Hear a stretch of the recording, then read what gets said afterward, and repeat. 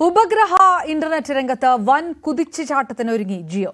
Elon മസ്കിന്റെ ഉപഗ്രഹ internet സേവന പദ്ധതിയായ സ്റ്റാർലിങ്കുമായി ജിയോ കരാർ ഒപ്പിട്ടു. പ്രധാനമന്ത്രി നരേന്ദ്രമോദി ഇലോൺ മസ്കുമായി അമേരിക്കയിൽ കൂടിക്കാഴ്ച നടത്തി ആഴ്ചകൾക്കുള്ളിലാണ് നിർണായക കരാർ ഒപ്പിടുന്നത്. ഇന്ത്യയിലെ രണ്ടാമത്തെ ടെലികോം ഓപ്പറേറ്ററായ എയർടെലും സമാന കരാർ സ്പേസ് എക്സുമായി ഒപ്പിട്ടിട്ടുണ്ട്.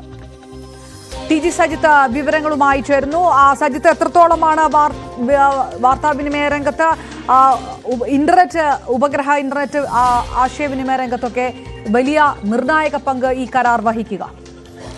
യെസ്, അപർണ സൂചിപ്പിച്ചതുപോലെ തന്നെ രാജ്യത്ത് വൻ കുതിച്ചുചാട്ടമാണ്. അതായത് ബ്രോഡ്ബാൻഡ് രംഗത്ത് ചെലവ് കുറയും, എന്നാൽ അതിവേഗം കൈവരും. ഇതാണ് ഈ പ്രധാനപ്പെട്ട തീരുമാനത്തിന്റെ ആകത്തുക. രാജ്യത്ത് അത്തരമൊരു വലിയ കുതിച്ചുചാട്ടത്തിന് ഇടവെക്കുന്നതാണ് ജിയോ ഇപ്പോൾ ഈ സ്പേസ് എക്സുമായി ഒപ്പിട്ട കരാറിന്റെ ചുരുക്കം. അതായത് സ്പേസ് എക്സിന്റെ ഈ ഉപഗ്രഹ സേവന പദ്ധതി, ഇന്റർനെറ്റ് സേവന പദ്ധതിയായ സ്റ്റാർലിങ്കുമായിട്ടാണ്, സ്റ്റാർലിങ്കിന്റെ സേവനങ്ങളാണ് ഇന്ത്യയിലേക്ക് കൊണ്ടുവരിക.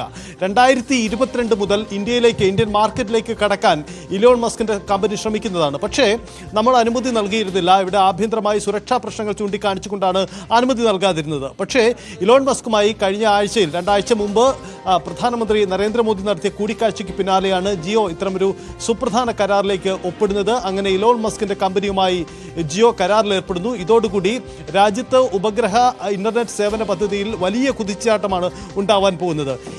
ഈ കരാർ പ്രകാരം ഉണ്ടാവുന്ന ധാരണ ഇങ്ങനെയാണ്: ജിയോയുടെ റീറ്റെയിൽ ഔട്ട്ലെറ്റുകളിൽ സ്റ്റാർലിങ്കിന്റെ ഈ ഉപഗ്രഹ സേവന പദ്ധതിയുടെ ഉപകരണങ്ങളും ഇനി മുതൽ വിൽക്കും.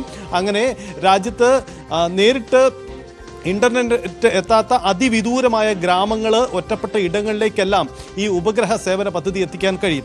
എന്ന് മാത്രമല്ല, ഒരു തരത്തിലുള്ള മുടക്കവുമില്ലാതെ ഉപഗ്രഹ സേവനത്തിലൂടെ, ഉപഗ്രഹ സാങ്കേതിക വിദ്യയിലൂടെ ഇന്റർനെറ്റ് എത്തിക്കുക വഴി ഇടതടവില്ലാതെ അതിവേഗതയിലുള്ള ഇന്റർനെറ്റ് സാധ്യമാക്കുക എന്ന ഒരു ലക്ഷ്യം കൂടി ഇത് കൈവരിക്കുന്നുണ്ട് എന്നതാണ് പ്രധാനപ്പെട്ട കാര്യം. 2022 മുതൽ ഇന്ത്യൻ മാർക്കറ്റ് ലക്ഷ്യമിടുന്ന ഇലോൺ മസ്കിന് ഇപ്പോൾ മാത്രമാണ് അതിന് വഴി തുറക്കുന്നത്. അതിന്റെ പ്രധാന പങ്കാളിയായി ജിയോ മാറുന്നു എന്നതാണ് സാഹചര്യം. ജിയോയ്ക്ക് പുറമെ രാജ്യത്തെ രണ്ടാമത്തെ, ഈ ബ്രോഡ്ബാൻഡ് രംഗത്തെ രണ്ടാമത്തെ കമ്പനിയായ എയർടെലും സമാന കരാറിൽ ഒപ്പിട്ടിട്ടുണ്ട്. അങ്ങനെ ഇത് സാധ്യമാവുന്നതോടുകൂടി രാജ്യത്തെ ഈ ഇന്റർനെറ്റ് ഉപയോഗത്തിന്റെ ചെലവ് ഇനിയും കുറഞ്ഞേക്കാം. അതേസമയം അതിവേഗം കൈവരുമെന്നതാണ് ഈ കരാറുകളുടെ പ്രത്യേകത.